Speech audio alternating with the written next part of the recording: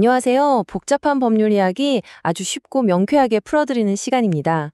오늘은 진짜 직장인이라면 또 사업주라면 누구나 한 번쯤은 헷갈려 했을 바로 그 주제, 대한민국의 연차 유급 휴가에 대해서 속 시원하게 한번 파헤쳐보겠습니다. 자, 그럼 바로 본론으로 들어가 볼까요? 제가 여러분께 질문 하나만 딱 던져볼게요.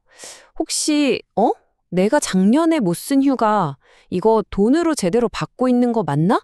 이런 생각 한 번이라도 해보셨나요? 오늘 이 질문에 대한 답 제가 확실하게 찾아드리겠습니다.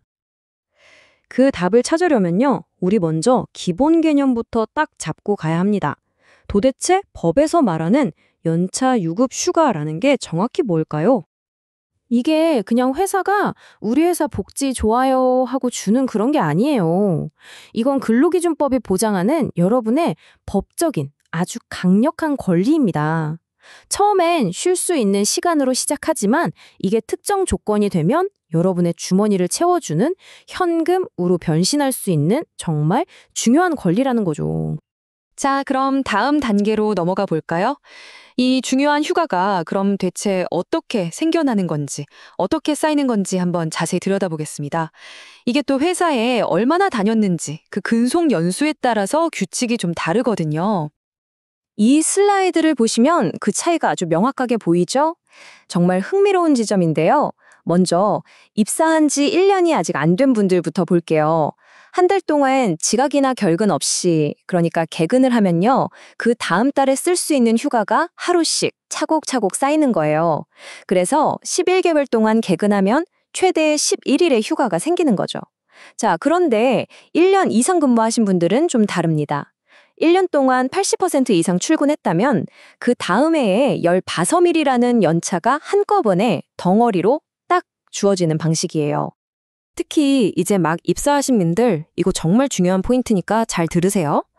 만약에 안타깝게도 1년을 다 못 채우고 회사를 그만두게 되더라도 그동안 매달 개근해서 모아준 휴가는 절대 네버 사라지지 않습니다. 예를 들어서 내가 6개월 개근하고 퇴사했다? 그러면 이미 발생한 6일의 휴가 중에 내가 못 쓴 날들 있잖아요. 그건 온전히 내 거고 회사는 이걸 반드시 현금, 즉 수당으로 계산해서 줘야만 합니다. 좋아요. 자, 이렇게 내 소중한 휴가가 생겼습니다. 그럼 이 쉴 수 있는 권리가 도대체 어떤 과정을 거쳐서 돈을 받을 수 있는 권리로 변신하게 되는 걸까요? 이 변신 과정에는 아주 명확한 타임라인, 시간표가 존재합니다. 바로 이 슬라이드가 그 생애 주기를 아주 깔끔하게 보여주는데요. 보세요. 1단계, 일을 해서 휴가가 발생하고요. 2단계, 그 휴가를 쓸 수 있는 기간이 1년 주어집니다. 그리고 마지막 3단계, 이 1년 안에 다 못 쓴 휴가는 짠! 하고 자동으로 미사용 연차수당 청구권, 즉 돈으로 달라고 할 수 있는 권리로 바뀌는 겁니다. 바로 이 지점이 정말 중요해요. 이 두 가지 권리는 완전히 별개라는 걸 이해하셔야 합니다.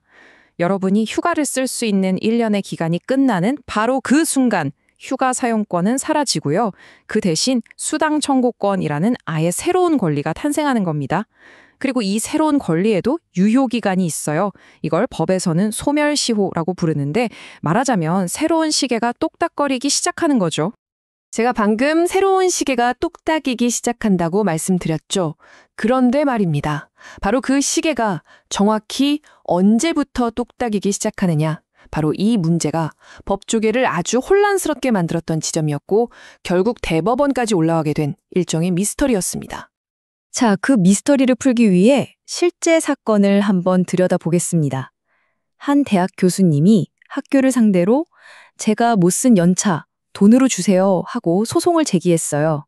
그랬더니 학교 측에서는 뭐라고 했을까요? 아이고 교수님, 너무 늦으셨네요. 돈 달라고 할 수 있는 기간 이미 다 지났습니다. 라고 맞받아친 거죠. 상황이 처음에는 교수님한테 좀 불리하게 돌아갔어요. 1심, 2심 같은 하급심에서는 학교 측의 손을 들어줬거든요. 왜냐하면 하급심의 논리는 돈 달라고 할 수 있는 권리는 휴가가 처음 발생했을 때부터 계산해야 한다는 거였어요. 이 논리대로라면 교수님이 소송을 걸었을 땐 이미 유효기간이 끝나버렸다는 뜻이 되니까요. 하지만 이 타임라인을 보시면 대법원이 얼마나 명쾌하게 이 문제를 정리했는지 한눈에 알 수 있습니다. 대법원의 판단은 이거였어요. 수당을 달라고 할 수 있는 권리의 시계는 휴가를 사용할 수 있는 1년의 기간이 완전히 끝난 그 다음 날부터 시작하는 거다라고요. 이 기준으로 다시 보니까 어때요? 교수님의 소송은 마감 기한을 넘긴 게 아니라 아슬아슬하게 딱 맞춰서 제기된 거였죠. 정말 극적인 반전이었습니다. 그리고 바로 이 대법원의 판결이 앞으로 모든 유사한 사건에 적용될 아주 중요한 기준, 즉 선례가 된 겁니다.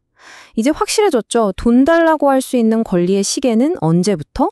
네, 맞습니다. 휴가를 쓸 수 있는 1년이 다 끝난 그 다음 날부터 시작된다는 것. 이게 바로 최종 결론입니다. 그래서 우리가 여기서 꼭 반드시 기억해야 할 마법의 숫자가 있습니다. 바로 3년입니다. 여러분의 못 쓴 휴가가 돈 받을 권리로 바뀐 그 순간부터 여러분에게는 정확히 3년이라는 시간이 주어지는 거예요. 이 3년 안에 청구해야만 내 권리가 사라지지 않는다는 것 잊지 마세요. 자, 그럼 이 모든 복잡한 이야기가 결국 우리에게 뭘 의미하는 걸까요? 여러분이 내 권리를 확실하게 챙길 수 있도록 지금까지의 내용을 핵심만 쏙쏙 뽑아서 다시 한번 정리해 드릴게요. 자, 이게 바로 여러분이 꼭 기억하셔야 할 핵심 내용입니다. 첫째, 연차는 발생하고 나서 1년 안에 써야 한다. 둘째, 1년 안에 못 쓴 휴가는 자동으로 돈으로 받을 권리로 바뀐다.